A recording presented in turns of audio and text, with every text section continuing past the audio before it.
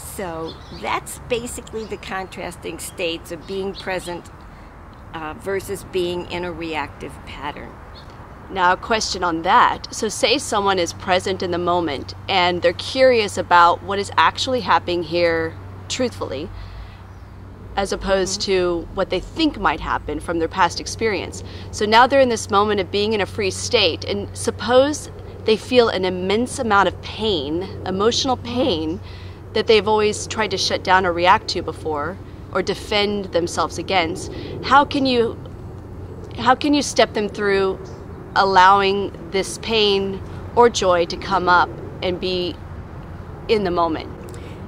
That goes back to authenticity in a way, because if you're really willing to stand naked at any moment, old pain that really is about the situation in the moment, all of it is accessible to us. So we don't know what we're going to feel. And then the question becomes, is this old pain? Is this joy that I've experienced before? Is this just joy of right now? Is this pain of right now? And your awareness starts to sort all that out. It gets easier and easier. Oh, this is the joy I'm feeling being right here in this moment. And then the next step, what about looking at how you label then the situation?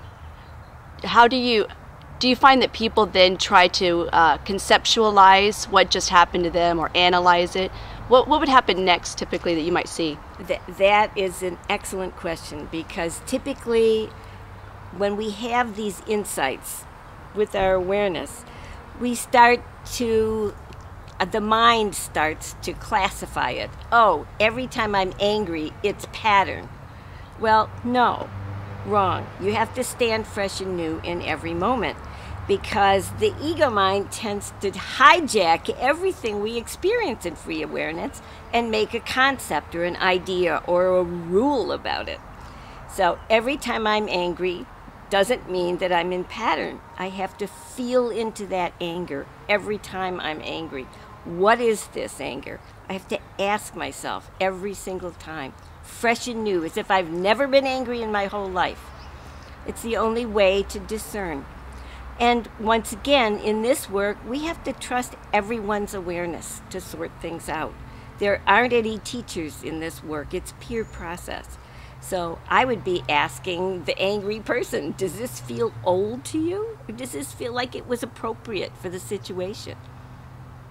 And then tell me about that anger a little bit more. Where did that take you? Did it take you down the rabbit hole into the old pattern, or did it take you into fresh feelings that even though they were uncomfortable, they felt relevant to the situation and they felt authentic? And before, you've mentioned to me about the more moments of authenticity that you really have, the more you can start to connect them, so that your sustainability becomes so strong that you're constantly living in a state of authenticity where you don't go back to your old behavioral patterns that came from childhood or adolescence or even adult new experiences. Yes. How can you express how to sustain this feeling? That is absolutely right, and that is what we work for. We start with these incidents where pattern gets triggered, and then we move on, because now we start to build awareness that, oh, so-and-so is going to trigger an old pattern I have, and I know to expect that being around that person. But let's just say then, over and over, I get this sense of, oh, I'm going to be around John again, so I have to really work hard on being present. So here comes John, and I have to really ground myself. So that then I get to experience being present with John, or more present with John, even if I can't go all the way. But over time, as you're saying, you build a sustainability. And John becomes the teacher in the room, basically.